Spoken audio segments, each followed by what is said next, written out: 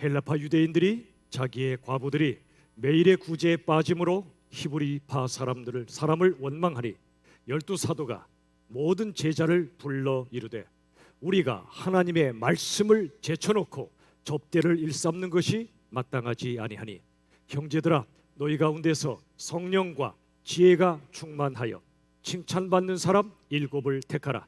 우리가 이 일을 그들에게 맡기고 우리는 오로지 기도하는 일과 말씀 사역에 힘쓰리라 하니 온 무리가 이 말을 기뻐하여 믿음과 성령이 충만한 사람 스데반과 또 빌립과 브로고로와 니가노로와 디몬과 바메나와 유대교에 입교했던 안디옥 사람 니골라를 택하여 사도들 앞에 세우리. 사도들이 기도하고 그들에게 안수하니라. 하나님의 말씀이 점점 왕성하여 예루살렘에 있는 제자의 수가 더 심히 많아지고 허다한 제사장의 무리도 이 도에 복종하니라. 아멘.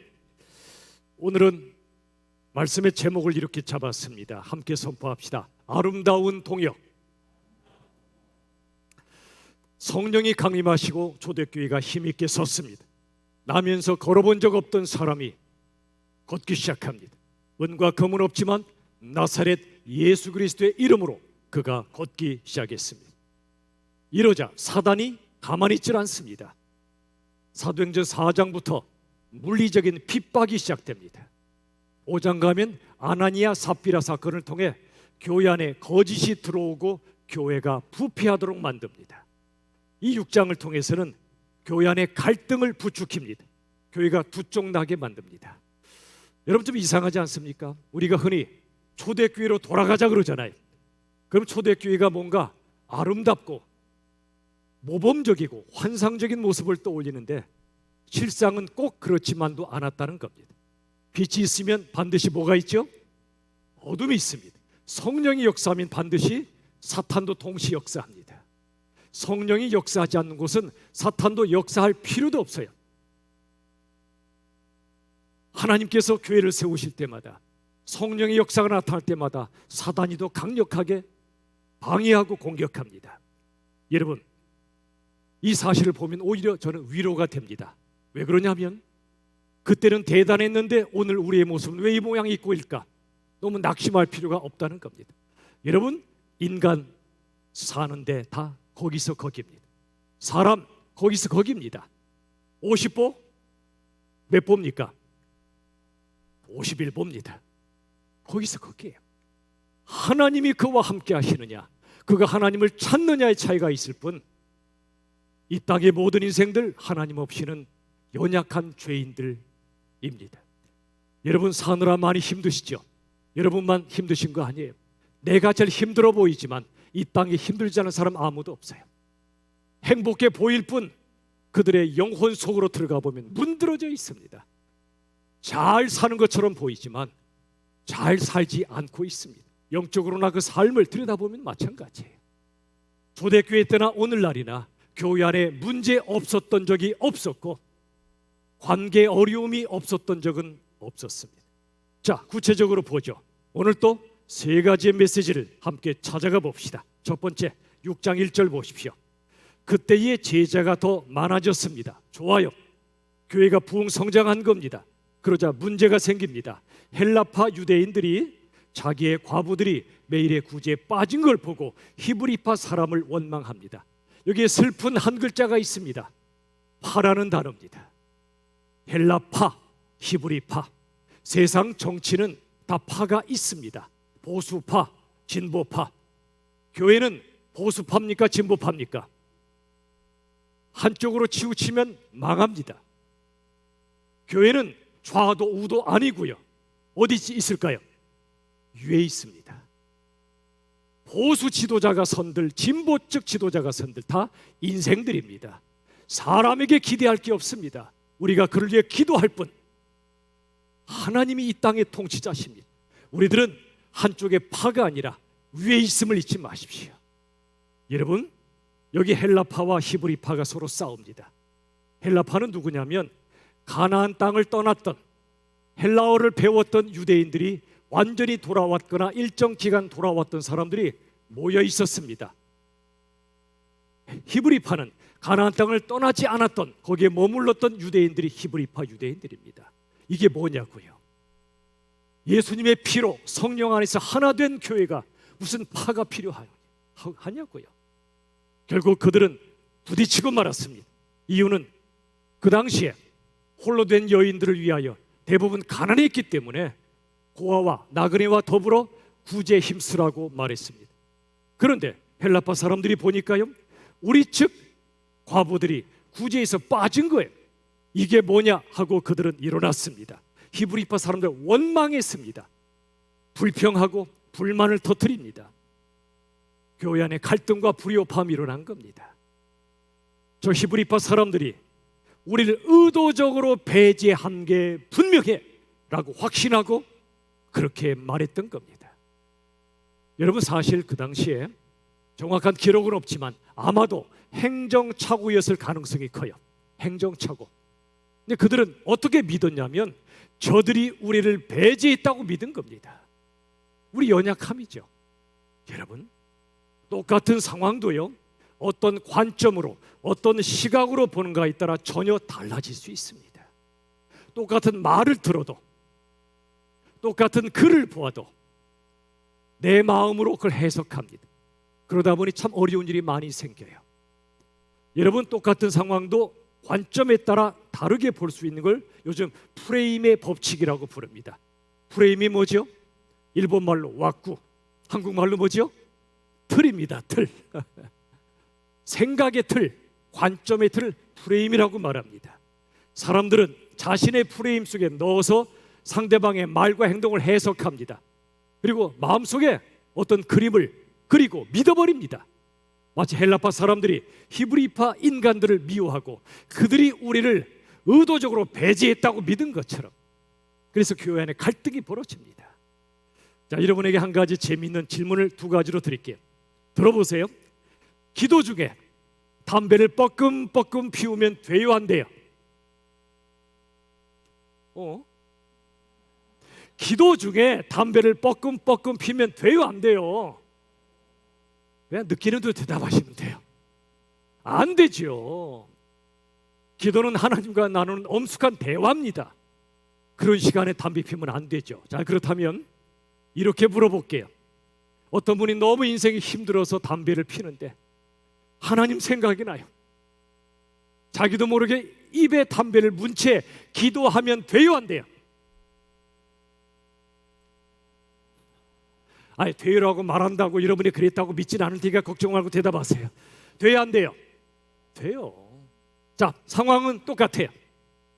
그런데 앞에 질문은 안 되고 뒤에 질문은 되잖아요. 이게 프레임의 법칙이에요. 어떤 관점과 시각으로 보는가에 따라 우리의 생각과 판단과 반응이 전혀 달라질 수 있단 말이지요. 두 마리 개를 키우지 말자고 그랬죠? 편견, 선입견.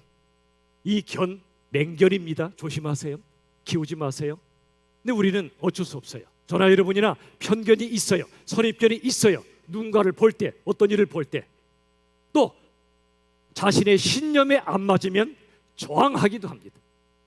특별히 현대는 신념과 신념이 충돌하는 시대입니다. 더 세게 충돌하는 시대입니다. 그러다 보니 다른 사람을 대할 때 너무 어려워요. 갈등이 많아져. 그래서 디모데전서 5장 21절에 이렇게 말씀합니다. 읽어봅시다. 시작. 편견이 없이 아무 일도 불공평하게 하지 말며. 아멘. 뭐가 없이요? 이 말은 우리가 얼마나 편견이 많은지를 알려주고 있어요. 두 번째, 편견으로 대하면 불공평해져요. 사람을 대하는 게. 그러므로 편견 없이 어떤 일을 만나도 불공평하게 대하지 말라. 아마 헬라파 유대인들이 이 말씀을 좋아하지 않았겠어요? 히브리파 인간들아, 왜 당신들은 우리를 헬라파라고 무시하니? 왜 빼먹니? 불공평하잖아 라고 원망했던 겁니다. 그런데 여러분, 놀라지 마십시오. 우린 누구나 편견, 선입견 있어요. 다른 사람 공평하게 대하지 못해요. 그런데 하나님은 그런 우리들을 키워가세요.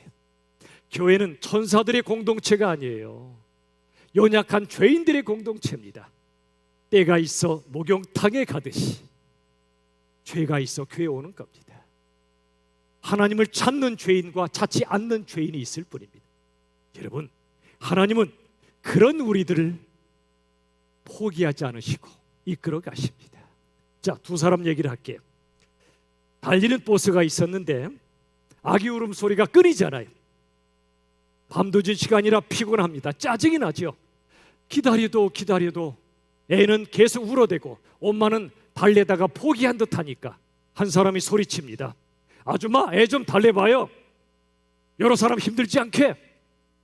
근데 이 아줌마가 들은 척도 안 하는 겁니다. 화가 난 어떤 사람이 또 질렀어요. 말로. 버스 전세 냈어? 그랬습니다. 근데 들은 척도 안 해요. 사람들 마음에 우라가 치밀어 오릅니다. 그런데 버스 기사가요, 잠시 버스에서 내립니다. 양해를 구하고 내려서 가게에서 막대 사탕을 사와서 아이에게 줍니다. 울음을 그칩니다. 그 아이 엄마 다음 정거장에서 내려요. 기사에게 고맙습니다라고 말하는데 수어로 어떻게 합니까? 감사합니다. 다 같이 해보세요. 감사합니다. 이렇게 인사하고 허리를 숙이며 감사하다고 버스 기사분에게 인사하고 내립니다. 기사분이 이 엄마와 이 아이 캄캄한 밤길 잠시 헤드라이트를 비추어 주고 그리고 조금 있다가 떠납니다. 그 시간에 버스 안에 탔던 어느 누구도 기사 양반 빨리 갑시다 하는 사람 없었습니다. 그 엄마는 못 들은 척 한 게 아니라 실제로 못 들었던 겁니다. 이 아이를 어찌할 바를 몰랐던 겁니다. 근데 사람들은 그 사람이 듣는다고 생각했기 때문에 우리 말을 무시했다고 생각한 겁니다. 그러나 실은 그게 아니잖아요. 하나님이 편견과 선입견으로 사는 우리들, 툭하면 갈등에 빠지는 우리들 키워가십니다. 저나 여러분 똑같아. 키워가세요. 어디까지요? 아까 버스 기사의 수준까지. 버스 속에 타고 있던 사람들은 우리의 모습입니다. 아니, 저의 모습입니다. 보이는 대로 말하고 들리는 대로 반응합니다. 그러나 그 기사는 그리스도인이었겠지요. 정죄와 비난의 시각이 아니라 은혜와 긍휼의 시각으로 바라봅니다. 내 속에 뭔가 치밀어 올라와도 섣불리 말하지 않습니다. 내뱉지 않습니다. 내 판단에 잘못은 없을까? 나를 돌아봅니다. 내가 모르는 그 사람만의 사정은 없을까? 생각합니다. 하나님은 우리를 그렇게 키워가십니다. 그 기사님처럼 예수님의 시각으로 보도록 훈련하십니다.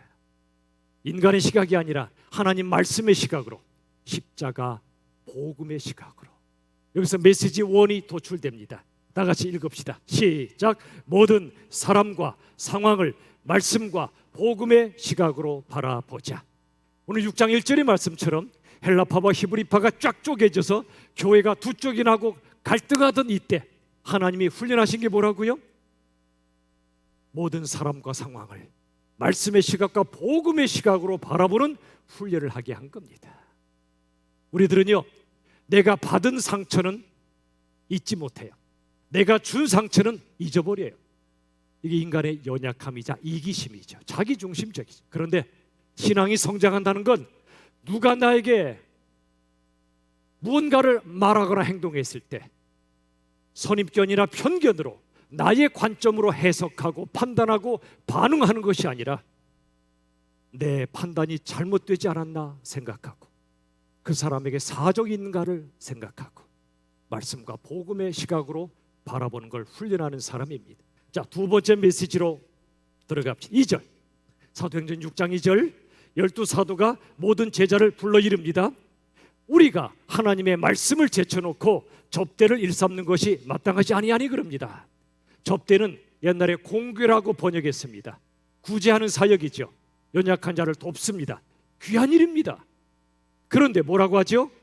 하나님의 말씀을 제쳐놓고 접대, 구제 사역만 치중하는 것이 마땅치 않다는 겁니다. 말씀과 기도를 제쳐놓으면 열심히 일하는 사람들끼리 부딪힌다는 겁니다. 여러분, 교회에서요, 열심히 일하지 않으면 부딪힐 일도 없어요. 그렇다고 일하지 말라는 겁니까? 일해야 됩니다. 그러나 말씀과 기도를 제쳐놓고 일에 몰두하면 부딪힐 수밖에 없습니다.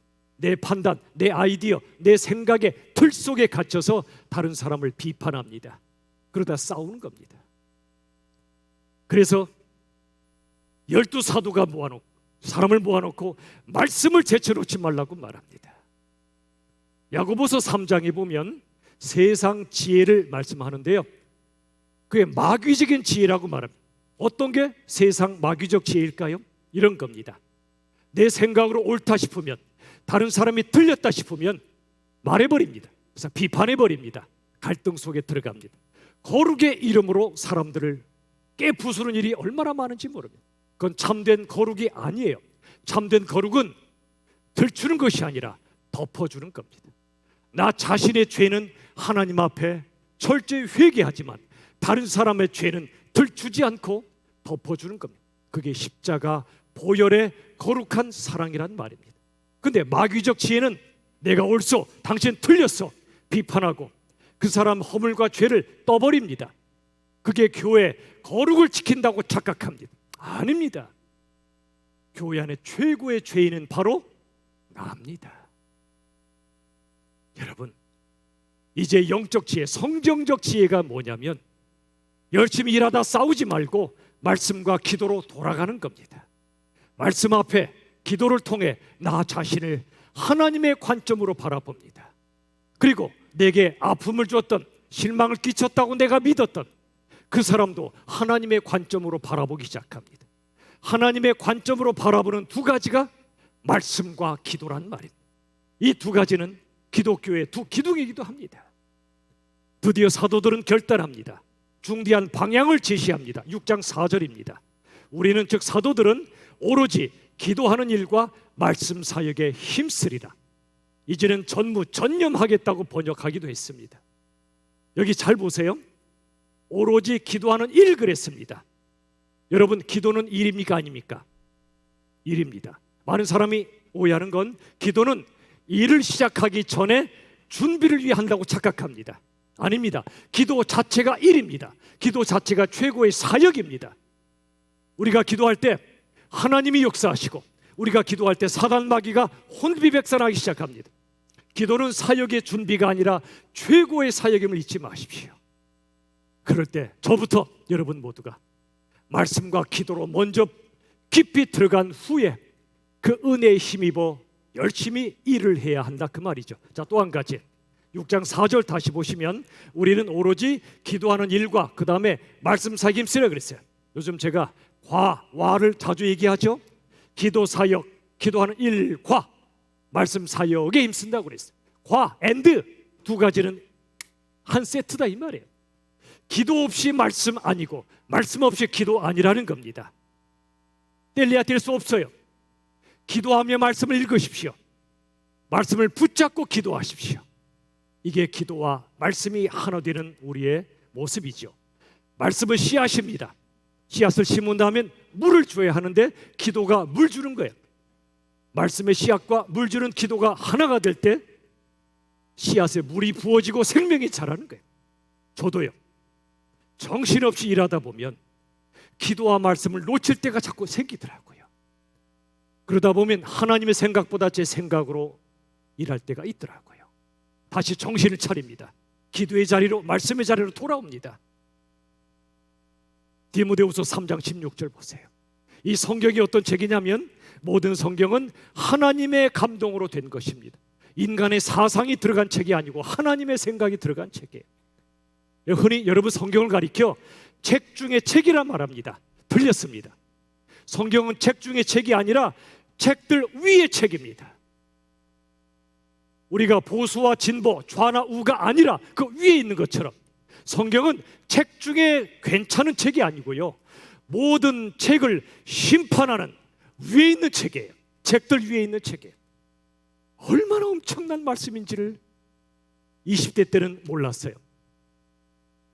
제가 전도사 때 몰랐어요. 목사가 되고 세월이 흐를수록 얼마나 두려운 말씀인지, 얼마나 기가 막힌 말씀인지, 더 나아가 두려울 뿐 아니라 이 속에서 기쁨의 샘이 터져나옵니다. 캄캄한 밤을 걷다가 밝은 빛을 볼 때 얼마나 기뻐요. 무너진 내 영혼 속에 생수가 터질 때 얼마나 기쁘냐고요. 여러분, 벵겔이 말했습니다. 성경을 묵상하는 건 마치 꿀을 짜내는 것과 같다고요.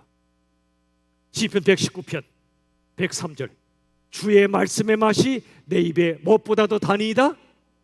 꿀보다도 단이다. 요새 말씀을 묵상할 때 꿀맛을 보시는 분 손 들라고 안 할게요. 여러분, 보셔야 돼요. 세상 쓰잖아요. 산다는 게 쓰잖아요. 이 꿀맛을 보지 않고 어떻게 살아요? 성경은요, 변하는 세상 속에 변치 않는 진리의 말씀이고요, 우리 같은 인생들을 끝까지 사랑하는 하나님의 심장 소리가 쿵쾅쿵쾅 들리는 소리고요, 우리 향하신 하나님의 눈물이 흥건히 배어있는 책이고요, 그분의 사랑 기수에 꽉 차 있는데, 그 사랑의 기쁨, 꿀 같은 기쁨을 맛을 봐야 세상을 살 수 있잖아요. 그래서 저도 오늘 6장 4절의 말씀을 다시 보며, 제가 사도는 아니지만 사도의 본을 받아 기도와 말씀 사역에 앞으로 더 전념하려고 합니다. 내일부터 새벽 현장 기도회가 다시 시작합니다. 내일부터는 식탁이 아니라 탁자를 깔아놓을 겁니다. 말씀을 얼마든지 읽으십시오. 말씀 붙잡고 기도하시고, 그리고 함께 나아갑시다. 못 오시는 분들은 온라인으로 보내드리는 것 듣고 예배하시고, 기도의 무릎을 같이 꿇읍시다. 그리고 11월부터 토요 묵상의 집을 시작할 겁니다. 하나님 말씀을 창세기부터 저와 함께 묵상합시다. 간절한 분만 오십시오. 그리고 여러분, 저만이 아니라 여러분도 어떤 일을 하시든, 교회에서 세상 어떤 일을 하시든 기도와 말씀 묵상에 먼저 최우선순위를 두신 후에 일하십시오. 자, 메시지의 툴을 같이 선포합시다. 시작. 말씀 속에서 꿀을 짜내는 기쁨을 누리라. 아멘. 우리 꿀맛 좀 보자고요. 이 말씀의 꿀맛을 보신 분은 너무너무 기쁘고 좋으니까 꿀맛을 보지 못한 이 땅의 영혼들에게 말씀을 전할 수밖에 없고요, 복음을 전할 수밖에 없는 거예요. 복음 전도는 행사가 아니에요. 그들에게 꿀맛 같은 예수 믿는 말씀의 맛을 전해주는 거예요. 맛을 봐야 맛을 알고, 맛을 봐야 맛을 전하지요. 우리가 먼저 맛을 좀 보자고요. 마지막 세 번째, 6장 3절, 형제들아, 우린 형제입니다. 지지고 볶고 싸워도 헬라파 히브리파 없어요. 보수파 진보파 없어요. 우린 예수파밖에 없어요.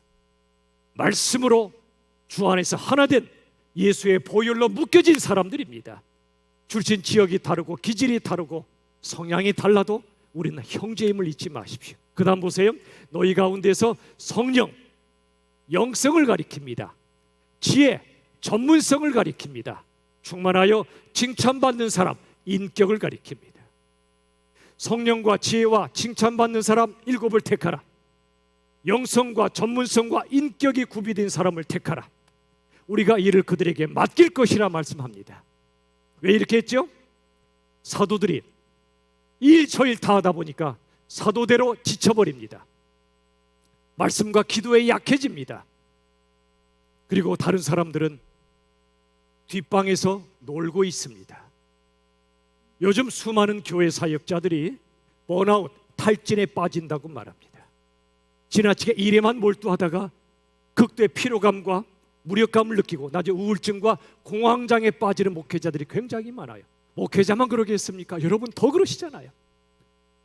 이스라엘이 출애굽했을 때 모세도 그랬어요. 수많은 백성들을 이끌다가 광야에서 모세야 모세야 우리를 왜 끌고 나왔냐? 애굽이 힘들긴 했어도 부추도 먹고 이것도 먹고 저것도 먹고 좋았는데 우리 죽이려고 데리고 나왔냐? 여기저기 사니까 모세가 탈진에 빠졌어요. 이리 뛰고 저리 뛰다가 쓰러지고 말았어요. 그때 모세의 장인 이드로가 출애굽기 18장 18절 이하에서 이렇게 말씀해 줍니다. 너와 또 너와 함께한 이 백성의 필경 기력이 쇠할 것이다. 탈진한다는 얘기죠. 일이 너에게 너무 중함이라 무겁다는 거예요. 네가 혼자 할 수 없으리라. 네가 혼자 할 수 없으리라. 왜 혼자 하려고 하니? 그리고 21, 22절에 보시면 너는 또 온 백성 가운데서 능력 있는 사람들 곧 하나님을 두려워하며 하나님을 경외하는 영성의 사람, 두 번째 진실하며 인격의 사람, 세 번째 불의한 이익을 미워하는 자, 정직성을 가진 사람을 살펴서 백성 위에 세우라. 천부장부터 십부장까지 삼으라. 너와 함께 담당하게 하라. 그리하면 일이 너에게 쉬우리라. 일이 너에게 쉬우리라. 오늘 6장 4절의 말씀처럼 드디어 사도들이 결심합니다. 우리 사도들은 말씀과 기도 사역에 전념하고 나머지 구체적 사역들은 직분자를 세워 그들에게 맡기겠다는 겁니다. 여러분, 에베소서 4장 12절의 말씀처럼 이렇게 하는 이유는 성도를 온전하게 하고 봉사일을 하게 하며 그리스도의 몸, 교회 공동체를 세우기 위해서입니다. 무슨 말이죠? 하나님은 교회 공동체를 세우시기 위해 목사 혼자 뛰지 말고 직분자들을 세우신 겁니다. 우리 장로님들이 계시고요, 권사님들이 계시고요, 안수 집사님들이 계시고요, 서리 집사님들 계십니다. 귀한 직분들입니다. 왜 그렇게 하셨냐면 서로에게 힘을 실어주고 책임을 나누어 감당하라는 뜻입니다. 주신 은사 따라 사역을 분담할 때 교회가 건강해지는 겁니다. 저를 따라 합시다. 관중이 되지 말고 선수가 되자. 저 이 목사 설교 잘하나 보자 그러지 마시고 직접 말씀을 묵상하십시오. 제가 묵상한 걸 듣지만 마시고 여러분이 스스로 묵상자가 되십시오. 저 장로권 한수집사 일 잘하나 보자 평가자가 되지 마시고 관중이 되지 마시고 여러분에게 주신 시간, 에너지, 물질, 재능을 따라 무엇이라도 섬기세요. 무엇이라도 선수가 되십시오. 여러분에게 제가 가끔 말씀드렸죠. 평신도는 있다 없다. 평신도 있다 없다. 없어요. 평신도란 말은 가톨릭이 부패했을 때 사제와 구별하려고 만든 말이에요. 안타깝게도 종교개혁 이후에 개신교도 아직도 그 말을 쓰고 있더라고요. 평신도 없어요. 모두가 왕같은 제사장이요 성직자요 메신저란 말입니다. 하나님은 모든 사람을 사역자로 부르십니다. 저만 사역자 아니에요. 다양한 사람들을 다양한 사역으로 부르시는 거예요. 자, 한 가지 보세요. 6장 3절 사도행전 하반절에 보시면 집사 7을 택하라. 그 다음에 우리가 이 일을 맡긴다고 해요. 일. 그 다음 6장 4절 사도들이 하는 일이죠. 기도하는 일과 말씀 사역에 힘쓰리라. 여기 3절과 4절에 일 또는 사역이란 말이 나오는데 똑같은 단어를 써요. 디아코니아, 섬김이란 뜻입니다. 무슨 뜻이 담겨 있죠? 집사님들이 섬기는 사역이나 일이나 사도 또는 오늘날로 말하면 사도는 아니지만 목사, 전도사님들이 섬기는 사역이나 본질은 똑같다는 거예요.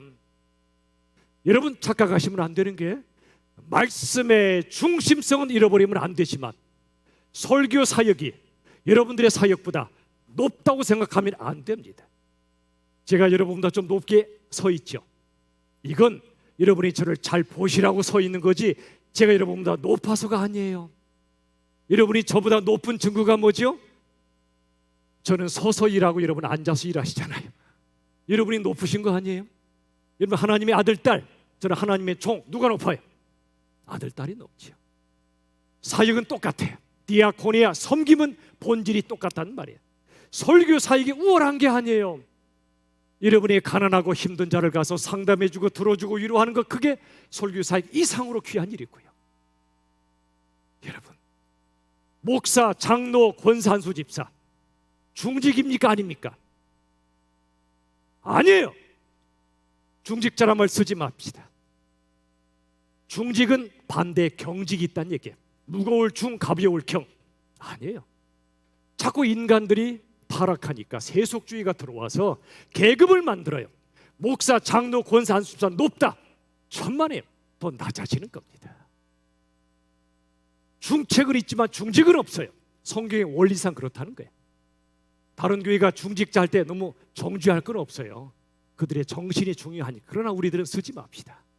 중책입니다. 무거운 책임이에요. 교회 일이 터지면 제가 책임지고 장로님들이 책임지는 거지 높은 자리가 아니란 말입니다. 직분은 높낮이의 구분이 아니라 역할의 구분입니다. 역할의 구분. 내가 어쩌다가 이렇게 목사가 되었다 이렇게 말하면 안 돼요.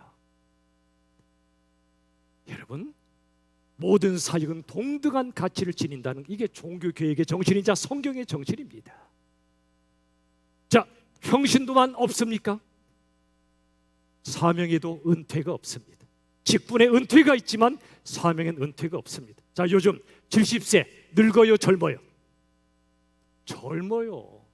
쌩쌩하시고 팽팽하세요. 그래서 70세 은퇴는 하시지만 사명엔 은퇴가 없어요. 70세 이후에 앞으로 여러분의 은사와 열정 따라 얼마든지 섬길 수 있도록 이번 10월에 우리 당회 수련회와 교역자들 또 우리가 기도해서 제도를 만들 생각입니다. 70이 되시면 시무 직분에서는 은퇴하시지만 사명에는 은퇴가 없어요. 부르실 때까지 섬깁시다. 여기에서 세 번째 메시지가 나옵니다. 다 같이 선포합시다. 시작. 서로에게 힘을 실어주고 책임을 함께 나누라. 아멘. 말씀을 맺겠습니다. 6장 7절. 하나님의 말씀이 점점 왕성합니다. 교회가 질적으로 부흥하는 겁니다. 말씀으로. 두 번째, 예루살렘의 제자의 수가 더 심히 많아집니다. 양적 수적 부흥입니다. 세 번째, 허다한 제사장의 무리가 이 도 말씀에 복종합니다. 삶의 부흥입니다. 말씀의 질이 풍성해지니까 제자의 수가 늘어납니다. 여러분, 우리는 주신 직분, 주신 사명을 순종으로 섬길 뿐입니다. 길은 일하시고 이루시는 분은 하나님이시고요, 하나님의 말씀이 일한다는 걸 믿으시길 바랍니다. 말씀으로 채웁시다. 기도로 성령으로 충만합시다. 내게 주신 은사와 열정 따라 큰일 작은 일 없으니 함께 섬길 때, 아름다운 동역을 이룰 때 우리 열린 비전교회 풍성한 말씀이 있고 아름다운 동역으로 충만하여 하나님이 기뻐하시는 교회로 힘차게 나아갈 수 있기를 예수님의 이름으로 축원합니다. 선포합시다. 핵심 메시지 다 같이 시작. 모든 사람과 상황을 말씀과 복음의 시각으로 바라보자. 두 글자는 관점입니다. 관점. 두 번째, 말씀 속에서 꿀을 짜내는 기쁨을 누리라. 말씀입니다. 세 번째, 서로에게 힘을 실어주고 책임을 함께 나누라. 동역입니다. 관점, 말씀, 동역. 오늘 주신 메시지를 통해, 말씀을 통해 우리가 이 메시지를 붙잡고 승리할 수 있기를 바랍니다. 이제 모두 일어납시다. 이제 우리를 사용하소서. 찬양을 드리기 전에 주님, 우리를 사용해 주시옵소서. 주신 은사로 시간과 재물과 열정으로 주님을 섬기다가 천국 가게 해달라고 이 찬양 드리기 전에 간절히 기도합시다. 아버지 하나님, 우리를 사용해 주시옵소서. 우리에게 우리 주님을 향하여 내 삶을 드리고 싶은 소원이 있습니다. 간절히 찬양합시다. 우리에겐 소원이 하나 있네. 주님 다시 오실 그날까지 우리 가슴에 주의 십자가 나의 교회를 사랑케 하네. 주의 교회를 향한 우리 마음, 주의 교회를 향한 희생과 포기와 가난과 고난 하물며 죽음조차 우리를 막을 수 없네. 아멘.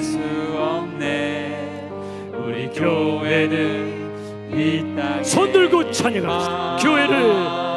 교회를 교회대. 아멘. 예배 아멘. 우리 사용하소서. 진정한 부흥의 날 오늘 임하도록 우리 사용하 교회를 교회되게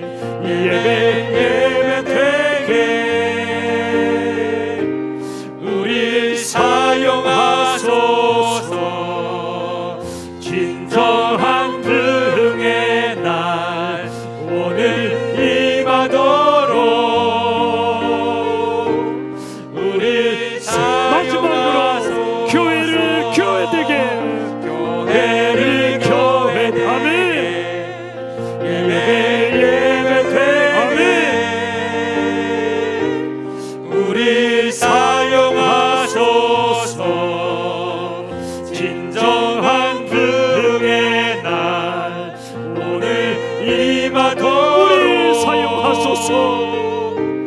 우리 사용하소서. 우리 시간에 기도합시다. 합심하여 기도할 때 하나님 말씀과 기도에 전념하게 하시고 기쁨을 누리게 하시고 말씀과 기도로 힘을 얻어 우리 모두가 책임을 나누는 아름다운 동역을 이루어갈 수 있게 해달라고. 두 번째는 함께 나눔 교회, 하나님이 세우실 교회, 분립개척이 우리에게 너무나 부족한 게 많지만 하나님의 뜻을 따라 인도함을 따라 힘차고 아름답게 세워달라고 이 시간 두 가지 제목을 놓고 주여 한번 외친 다음에 우리 두 손 들고 간절히 목 놓아 기도합시다. 주여, 살아계신 아버지 하나님, 우리에게 말씀을 주심을 감사합니다. 우리에게 기도의 영을 부어주시고 말씀과 성령으로 충만하여 우리에게 주신 이 교회, 주신 이 사명, 그리고 우리의 소중한 삶을 모든 고난과 슬픔 아픔 속에서도 힘있게 승리할 수 있도록 도와주옵소서. 육신의 질병 때문에 고통한 이들 많습니다. 하나님이 성령으로 임재하여 주셔서 질병에 무너지지 않고 성령의 권능으로 승리하게 도와주시옵소서. 치유의 역사도 허락해 주시옵소서. 우리 모두 슬픔과 아픔 속에 살지만 오직 예수님 바라보며 말씀과 기도의 능력으로 승리하게 하여 주시고 우리 모두가 책임을 나누며 함께 기도하고 서로 세우고 함께 아름다운 통역을 이루어 기뻐하시는 교회가 되게 하여 주시옵소서. 함께 나눔 교회 주님의 성령으로 말씀으로 힘있게 세워지도록 도와주시옵소서. 하나님 감사합니다. 우리가 하나님의 말씀과 기도를 제쳐놓고 열심히 일하다가 갈등하고 부딪힌 적이 또 얼마나 많습니까? 이제는 말씀과 기도에 전념하고 모든 일을 하기 전에 말씀과 성령보다 앞서지 않게 하여 주시옵소서. 영성과 인격을 갖춘 하나님의 지도자들을 많이 세워주시고 우리가 부족하지만 거기까지 인도하셔서 우리 모두가 한 분도 빼놓지 않고 선수가 되어 아름다운 통역을 이루게 하여 주시옵소서. 함께 나눔 교회 이름 그대로 함께 은혜와 말씀과 사랑을 나누고 복음을 나누는 귀한 교회를 세워주시고 우린 은과 금이 없습니다. 그러나 나사렛 예수님의 이름으로 기도하오니 함께 나눔 교회 힘있게 세워지도록 동역자도 붙여주시고 필요한 곳도 채워주시고 하나님의 교회를 세워주시옵소서. 예수님의 이름으로 간절히 기도하옵나이다. 아멘.